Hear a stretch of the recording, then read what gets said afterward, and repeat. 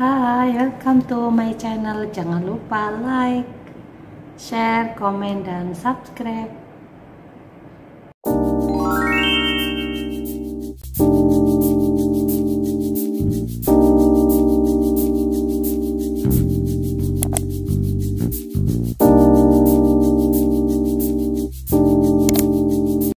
Assalamualaikum warahmatullahi wabarakatuh.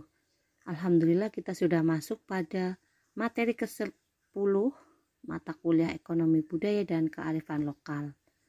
Pada kesempatan kali ini tema yang dibahas adalah konsep kearifan lokal dalam pembangunan sektor pertanian. Jadi bagaimana kearifan lokal itu juga bisa masuk pada sektor pertanian. Tentunya dengan sektor pertanian yang masuk tersebut kemudian jadi maju, jadi bagus, diharapkan akan dapat memajukan perekonomian. Yang pertama dibahas adalah tentang kontribusi sektor pertanian terhadap perekonomian. Nah, Indonesia ini tak hanya dikenal sebagai negara maritim, tetapi dikenal sebagai negara agraris. Indonesia juga dikenal sebagai negara agraris karena hasil pertaniannya. Sudah banyak program dan kebijakan pembangunan pertanian yang dijalankan pemerintah saat ini yang mampu mendongkrak dan berkontribusi nyata terhadap pertumbuhan ekonomi nasional. Terbukti dalam kurun waktu 4 tahun terakhir, PDB pada sektor pertanian terus mengalami pertumbuhan yang cukup signifikan.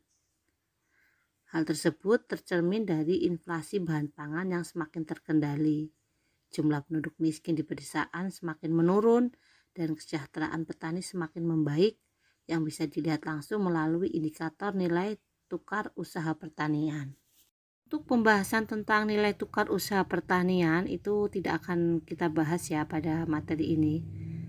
Mungkin itu ada di mata kuliah lain atau nanti bisa dicari nilai tukar usaha pertanian ini di BPS ada Badan Pusat Statistik, bisa juga dicari atau dilihat untuk lebih memahamkan tentang ini. Tapi ini hanya sekilas, tidak akan saya bahas begitu ya. Berikutnya, menurut Simon Kuznets, sektor pertanian memiliki 4 kontribusi penting terhadap perekonomian. Jadi, perekonomian ini memang ada kontribusinya yang diambil dari pertanian. Yang pertama itu kontribusi produk, yang kedua kontribusi pasar, yang ketiga kontribusi faktor produksi, dan yang keempat kontribusi devisa. Untuk penjelasan dari masing-masing kontribusi, saya mulai dari kontribusi produk. Bagaimana sektor pertanian itu memberikan kontribusi tentang produk-produknya. Maksudnya adalah tentang hasil pertanian. Ya, hasil pertanian yang melimpah, yang berkualitas, meskipun tidak sebagus di negara maju, tapi itu sudah memberikan kontribusi meskipun beberapa kali kekurangan sehingga negara harus impor itu. Yang kedua, kontribusi pasar, bahwa sistem perekonomian di Indonesia itu tidak hanya dari sektor industri, misalnya dari barang-barang lain selain pertanian, tetapi juga ada dari hasil pertanian. Nah, kontribusi ini bisa masuk ke dalam kategori kontribusi pasar, bagaimana dalam sektor pertanian ini menyumbang pasar Indonesia dalam jual belinya itu. Dalam jual beli menyumbang atau berkontribusi dalam proses jual beli di pasar. Yang ketiga yaitu kontribusi faktor produksi.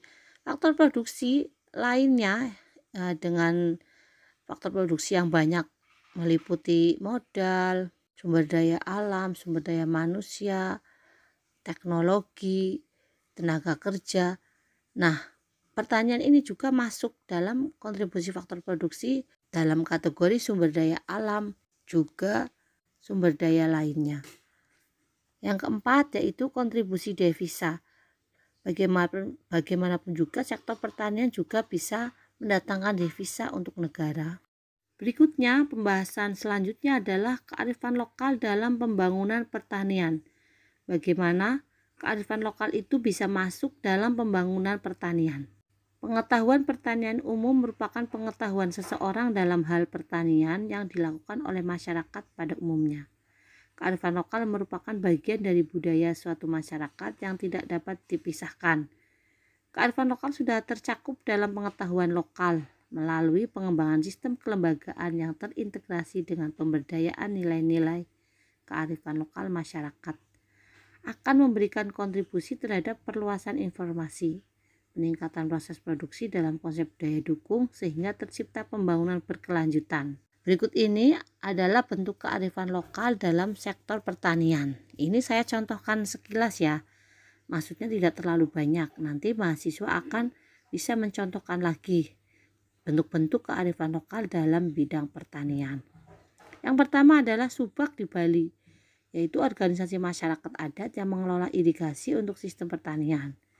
Yang kedua ada Dharma Tirta di Jawa Tengah, Mitra Cai Jawa Barat, Tolai Sulawesi Tengah merupakan sistem pengairan ramah lingkungan. Bagaimana sistem pengairan untuk pertanian di beberapa daerah yang ada namanya sendiri-sendiri begitu ya. Yang ketiga Pranoto Mongso, ini kurang huruf P ya, maaf typo. Ini ada di Jawa, yaitu waktu musim yang digunakan oleh para petani untuk mengolah pertanian dengan cara perhitungan kalender Jawa dan melihat tanda-tanda alam. Oleh karena itu, tanah mendapatkan waktu yang cukup untuk produksi unsur hara yang seimbang, serta mencegah tanah kehilangan unsur yang sama. Berikutnya adalah tentang pengembangan dan pemberdayaan masyarakat berbasis kemandirian untuk mewujudkan ketahanan. Ya, bagaimana pemberdayaan masyarakat bisa mewujudkan ketahanan, maksudnya itu adalah ketahanan pangan ya, yang diperoleh dari sektor pertanian, gitu runutannya atau cara berpikirnya. Secara geografis, wilayah Indonesia merupakan negara kepulauan yang berbasis pada pengembangan di sektor ekstraktif, seperti pertanian, perkebunan, perikanan, dan peternakan. Kondisi ini ditunjang dengan suatu kenyataan bahwa mayoritas masyarakat Indonesia tinggal di pedesaan dengan mata pencarian utama di sektor pertanian. Strategi pembangunan yang berorientasi pada pengembangan sektor pertanian di pedesaan merupakan langkah konkret mewujudkan Indonesia yang lebih adil dan merata. Dengan demikian, perlu adanya perlakuan atau treatment tersendiri untuk melindungi kehidupan mereka dan memberikan penyuluhan, bimbingan, serta pendampingan dalam proses pemberdayaan masyarakat, khususnya menyangkut masalah ketahanan pangan. Ya, jadi biar bisa mencapai program ketahanan pangan, masyarakatnya atau penduduknya itu juga diberi treatment ya, diberi penyuluhan, bimbingan, pendampingan, pemberdayaan masyarakat agar apa? Agar bisa mewujudkan Indonesia yang lebih adil dan merata, agar masyarakatnya lebih berdaya, agar bisa mewujudkan ketahanan pangan gitu. Ketahanan pangan merupakan situasi di mana setiap rumah tangga setiap saat memiliki akses untuk memperoleh pangan yang cukup, aman, dan sehat untuk seluruh anggota keluarga. Itu ya pengertian ketahanan pangan, biar tahu. 4 komponen yang harus ada dalam ketahanan pangan yaitu ketersediaan, aksesibilitas, keamanan, dan keberlanjutan. 4 komponen dalam ketahanan pangan yaitu ketersediaan, aksesibilitas, keamanan, dan keberlanjutan. Ini tidak saya bahas lebih detail ya, karena ini hanya pengenalan saja apa itu ketahanan pangan. Nanti mahasiswa bisa mencari sendiri maksud dari 4 komponen ini. Ya. Berikutnya saya akan menjelaskan atau mencontohkan bagaimana ketahanan pangan itu sudah dilakukan atau diupayakan oleh pemerintah melalui berbagai rencana strategis. Ya, rencana strategis Badan Ketahanan Pangan tahun 2010 sampai 2014. Barangkali nanti mahasiswa ada informasi atau ada pengetahuan tentang ketahanan pangan yang lebih update, boleh ya, boleh di-sharing. Program yang dilaksanakan oleh Badan Ketahanan Pangan adalah program peningkatan diversifikasi dan peningkatan ketahanan pangan masyarakat sesuai dengan tugas pokok dan fungsi Badan Ketahanan Pangan yang tercantum dalam Peraturan Menteri Pertanian Nomor 61 Permentan OT 140/10/2010 tentang organisasi dan tata kerja Kementerian Pertanian. Program tersebut mencakup 4 kegiatan, yaitu pengembangan ketersediaan dan penanganan kerawanan pangan, pengembangan distribusi dan stabilisasi harga pangan, pengembangan penganekaragaman konsumsi dan peningkatan keamanan pangan segar, dan yang terakhir dukungan manajemen dan teknis lainnya pada Badan Ketahanan Pangan. Nah, ini nanti apabila ada peraturan Menteri Pertanian yang terbaru boleh di-share, boleh didiskusikan bersama-sama. Berikutnya adalah program kebijakan pangan. Bagaimana program-program kebijakan pangan yang telah dilakukan oleh Indonesia? Kita akan bahas itu. Yang pertama adalah kebijakan umum.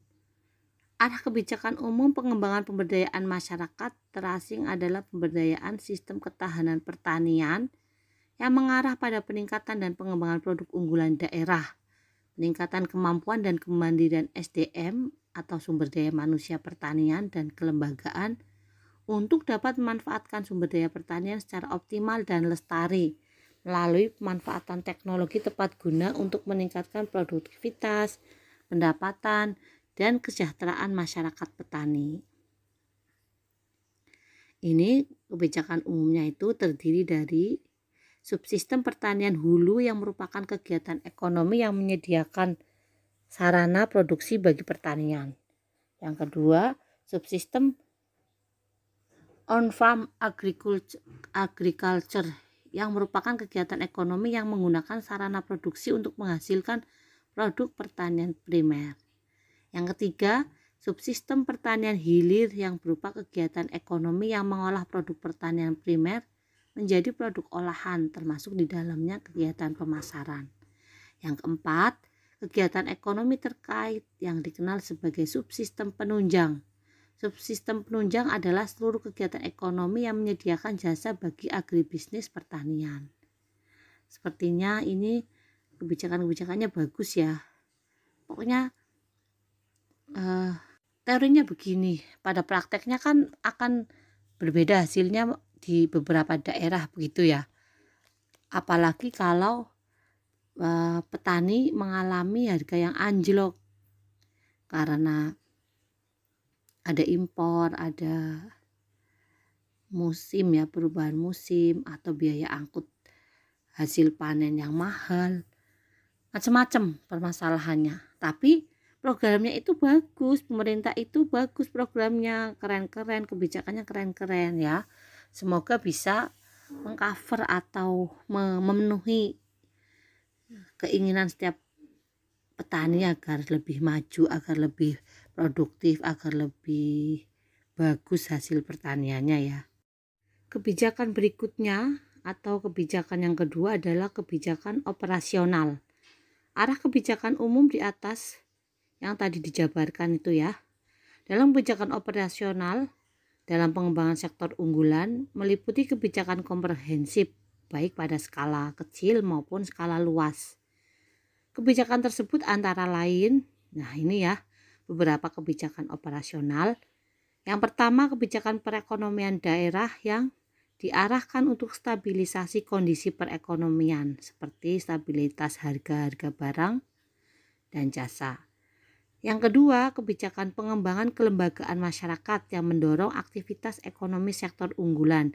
Bagaimana pemerintah membuat kebijakan agar lembaga-lembaga masyarakat itu bisa beraktivitas sesuai dengan produk unggulan mereka masing-masing, gitu ya. Yang ketiga, kebijakan yang berhubungan dengan infrastruktur yang mendukung terciptanya akselerasi pengembangan sektor unggulan daerah. Ini adalah kebijakan yang mendukung dari sektor unggulan, pendamping sektor unggulan. Misalnya sektor unggulannya adalah penghasil keripik tempe di daerah tersebut.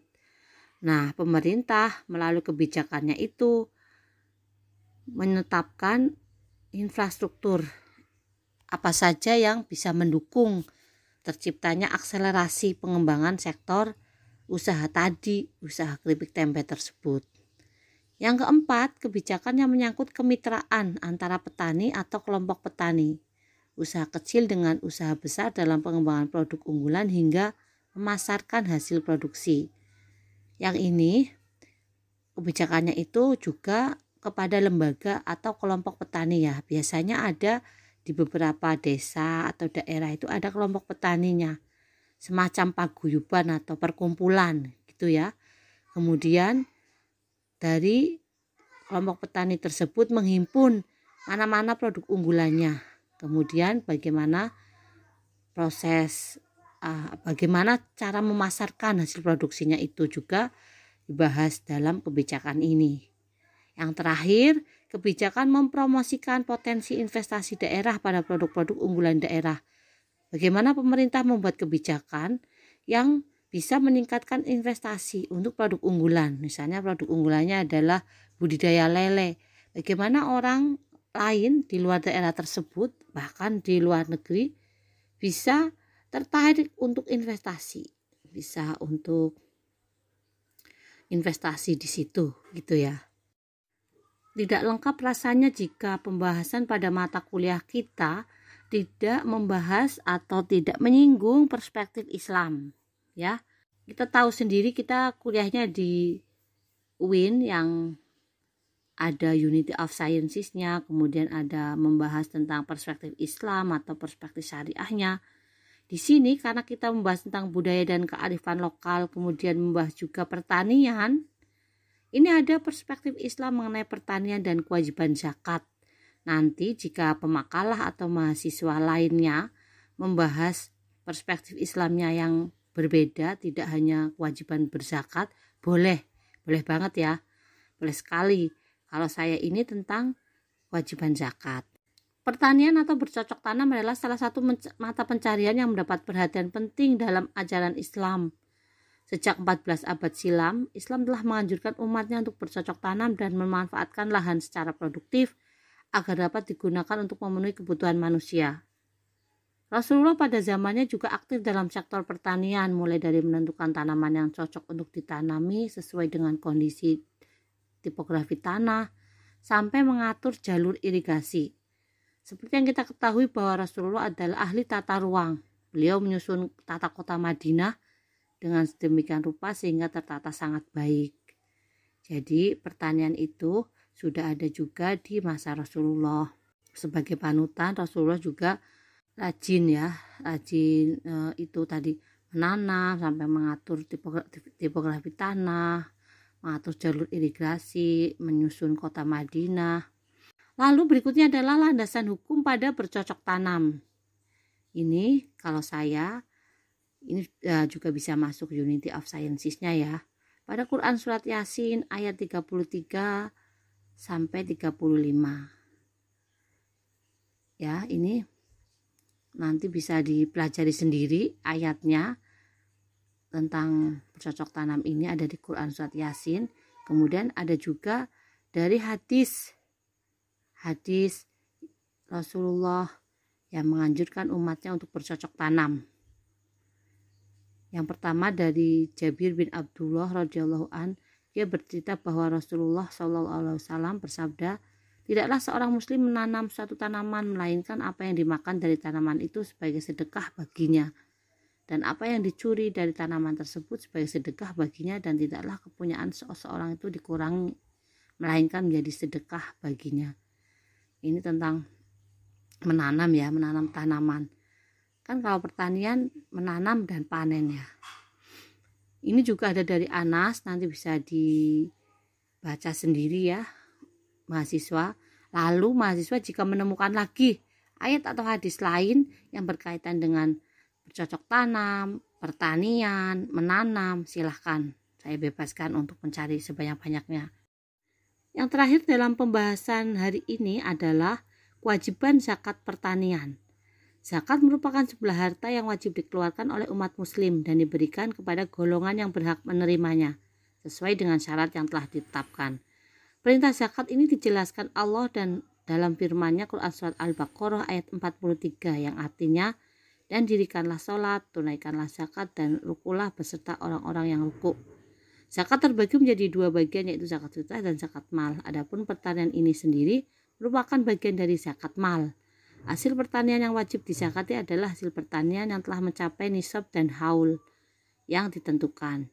Zakat ini merupakan salah satu bukti rasa syukur kita kepada Allah yang telah melimpahkan nikmat dalam bentuk hasil pertanian yang melimpah.